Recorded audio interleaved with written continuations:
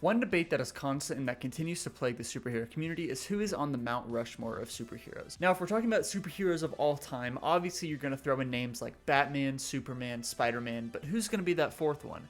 In my opinion, that has to go to Wonder Woman. That's a video for another time. Now, if you're talking about just DC superheroes, I would go with Batman, Superman, Wonder Woman, and then, honestly, The Flash. If you're talking about the Marvel superhero Mount Rushmore, you're obviously going to go with the big three, that being Wolverine, Hulk, Spider-Man, and due to the MCU popularity nowadays, you could throw in names like Iron Man or Captain America. The debate could go on for hours. What I want to talk about today is the superhero that arguably has the best rogues gallery of all time when it comes to superheroes, and that of course is Spider-Man.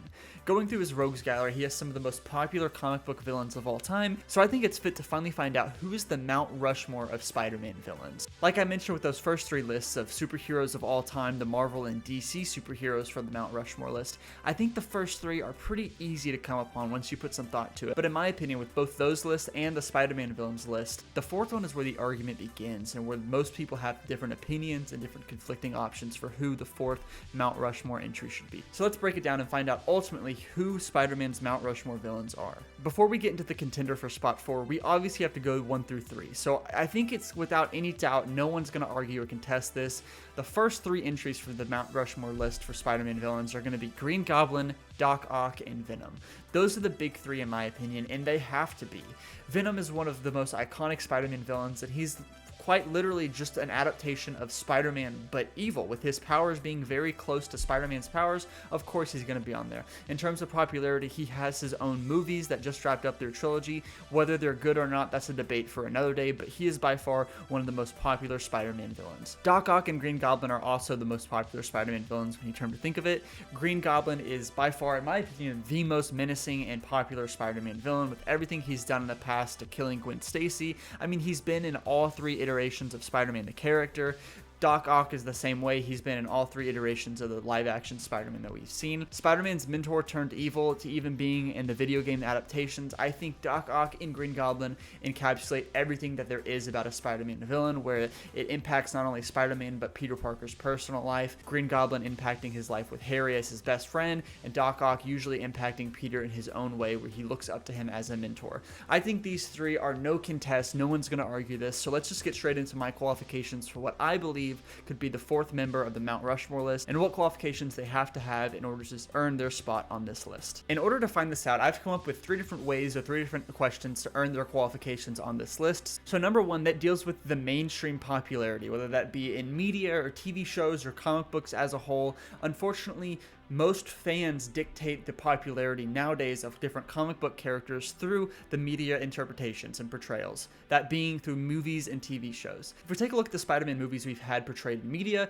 you see reoccurring villains. In Sam Raimi's trilogy, we have Green Goblin, Doc Ock, Venom, Sandman, and then the New Goblin. In Mark Webb's Andrew Garfield's trilogy, we have the Lizard, Green Goblin, Electro, Rhino, and then hints of a Sinister Six that never got developed, including characters like Vulture, Venom, and Doc Ock once again. In John Watts and Tom Holland's trilogy, we see the Vulture, Mysterio, and then in No Way Home, we of course have the portrayal of the iconic characters from the previous trilogy, that being Green Goblin, Doc Ock, Electro, Sandman, and the Lizard. Then if we jump over to the popular Into the Spider-Verse animated films, the most memorable villains from those films being the Kingpin and Spot. And of course, we can't forget about the tragedy that is the Sonyverse movies, including Venom, Carnage, Morbius, Madam Web, and once again, for some reason, the Vulture from Spider-Man Homecoming. Something that I see amongst this list are reoccurring villains, those of course being Green Goblin, Doc Ock, Venom, which are already on this list. Those of course being brought back in from No Way Home with the different iterations of the characters, but it's something to be noted that those 3 characters, the Lizard, Electro, and Sandman, have been brought back and they're not on this list, so let's just pin those to the side as the most popular in terms of mainstream media and popularity. So what do we learn from this list? That in terms of popularity, the most reoccurring villains in live action, even though they've been brought in from other movie adaptations for No Way Home, the most popular characters from mainstream media that are not on this list already are the Lizard, Electro, and Sandman. Number 2, the second way I want to scale these characters has to deal with their historical relevance. Are these characters only popular because they're new and have a lot of excitement around them, or have they been around for a while, or are they even still popular? How long ago did these villains originate, and are they really only on this list because of how long they have been Spider-Man villains? Just because you're one of the first villains that Spider-Man ever fought does not make you worthy to be on the Mount Rushmore list of his rogues gallery. Chameleon was the first ever villain that Spider-Man fought, and unfortunately I do not think that he deserves a spot on this list. So let's get into the 5 oldest Spider-Man villains that he's ever fought and see if any of them deserve a spot on this list. Starting off as the first ever villain that Spider-Man ever fought, that of course is the Chameleon in March of 1963. Spider-Man fought this villain in the first actual issue of The Amazing Spider-Man, where there were 3 stories, including when the burglar shot Uncle Ben. Moving on to the second one, shortly after, in May of 1963, we have the Vulture. Again, another reoccurring villain on this list. The Vulture first appeared on the cover of The Amazing Spider-Man issue 2, which saw Peter Parker working as a photographer from the Daily Bugle and setting up cameras to take picture of the Old Man Vulture. This was an iteration of the character where he actually was an old man in a bird costume, and I loved it. The third oldest villain is no other than Doc Ock himself in July of 1963. This again was following The Amazing Spider-Man issue 1 and 2, which the third appearance of that comic showed Doc Ock as the main villain. You guessed it, in The Amazing Spider-Man 4, we see Sandman in September of 1963. It was the first appearance of Sandman, where Sandman showed up in his iconic green sweater, and we learned the origin of the escaped convict, where he was on a beach, and that's how he got his sand powers. Lastly, number 5, in November of 1963, we have the Lizard in The Amazing Spider-Man issue 5 as the 5th oldest villain on this list. Another character that keeps popping up throughout this list. It was the origin of Dr. Connors, where he lost his arm and was finding a way to cure himself, which involved mixing lizard DNA into his own body, and then he, turned into the lizard. We're all familiar with this story. Honorable mentions to this list are Electro, who is the 6th oldest villain in Amazing Spider-Man number 9. And then in Amazing Spider-Man number 13, we have My Glorious King, Mysterio, and both of these characters released and debuted in 1964. Lastly, my third way of testing which villain deserves a spot on the Mount Rushmore of this list, we have to go with the fan favorites. Which villains are the most popular? Which villains, when they show up, make comics sell way more than any others? Which villains do fans of the characters keep asking and begging to keep seeing these characters show up and reoccur? Well, let's look at the top 5 Spider-Man selling comics of all time and see if any familiar faces are on this list. After scouring the internet, I have what seems to be, in no particular order, the top 5 most liked and well-regarded Spider-Man comics of all time. First up, we have The Night Gwen Stacy Died, which is Amazing Spider-Man number 121 and 122, which of course is the Green Goblin throwing Gwen off the bridge. So that doesn't really help answer our question. Number 2, we have Kraven's Last Hunt, which is Amazing Spider-Man 293 and 294, which has to deal with the black symbiote Spider-Man and of course Kraven, so that's a point for Kraven on the board. Third on this list, I have Spider-Man No More, which is Amazing Spider-Man number 50, which is actually the debut of Wilson Fisk, and that of course has that iconic shot of Peter in the alleyway walking away from his suit that he threw in the dumpster. Fourth on this list, we have If It Be My Destiny, which is just an iconic masterpiece of Amazing Spider-Man number 31 through 33, which of course is including Doc Ock as the master planner, being the main villain on this list. Another character that we've seen that's already on Mount Rushmore for this list, so it does not help with our question. Finally, we have Brian Michael Bendis' reboot of The Ultimate Spider-Man from 2001. This doesn't really have a definitive villain, but it reinvents the wheel and has different characters show up like the Sinister Six, different symbiotes, and of course ends with Peter dying from the hands of the Green Goblin. So what do I think at the end of this? Who can I add to this list? Not really anyone that we haven't already discussed, of course, except for Kingpin and Kraven, but I don't think they show up in enough media to warrant them being on the list for the 4th most iconic Spider-Man villain of all time. Lastly, before I crown the winner on this list to earn their spot on Mount Rushmore, I want to go through some honorable mentions. That being, of course, the Kingpin of New York himself, Wilson Fisk. I believe he is a very iconic Spider-Man villain, showing up in different iterations of the character, different video games, and Into the Spider-Verse.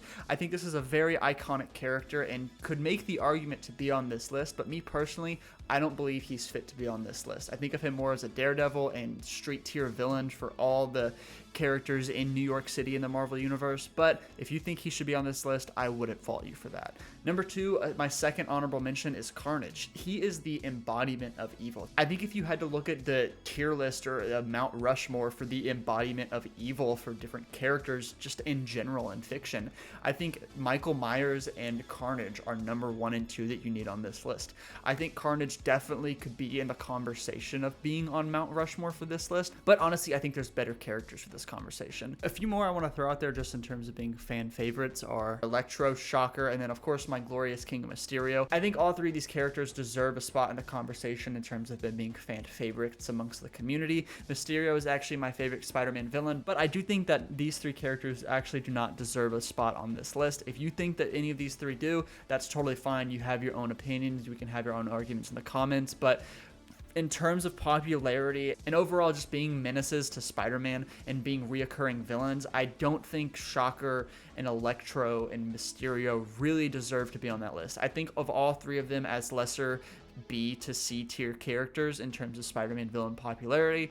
With all of that said, in my opinion, I think there is a clear winner, and that of course is the Lizard. In terms of media portrayal and popularity, the Lizard has shown up in 2 different movies, and Dr. Kirk Connors was in all 3 of Tobey Maguire's Spider-Man movies. Yes, he didn't show up as the Lizard in that trilogy, but there were definitely hints towards it. He's shown up in different versions throughout the Spider-Verse films, and it wouldn't surprise me if for some reason the Sonyverse movies decides to make their own The Lizard movie. I think the Lizard is one of the most iconic Spider-Man villains. Earlier this year, I did a tier list ranking all of the animated Spider-Man TV shows, and a constant in every single portrayal was the Lizard, or at least some form of him.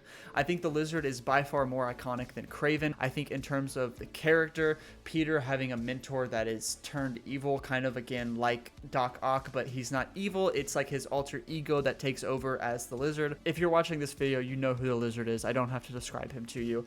I think he's just a more well-rounded and fleshed out character, more deserving as a spot on this list than Kraven. But I'm going to give it to the Lizard. He's not my favorite amongst these characters, but in my opinion, based on everything we've seen, he's shown up in more iconic portrayals of the character. He's one of the first original characters that Spider-Man ever fought in the comics and came up with. He wasn't in that third category as the most popular Spider-Man comics, but in terms of popularity, you'd be lying to yourself if the Lizard wasn't in the top 10 most iconic Spider-Man villains. I truly do think he deserves his spot on this list as the number 4 in the Mount Rushmore of villains. But ultimately, what do you guys think? Who would you put in this list? Am I way out in left field with this? Do you even think that the 4 I have deserve to be on the list? Some people can make the argument that Venom might not be on this list, and I think you're insane if that's the case. But ultimately, what do you guys think? I really enjoyed making this video, and I want to hear back from you guys. If this video does well, I might make a tier list video ranking all of the Spider-Man villains and do different types of Mount Rushmore videos. But ultimately, I just had fun making this, and that's really all that matters in my mind.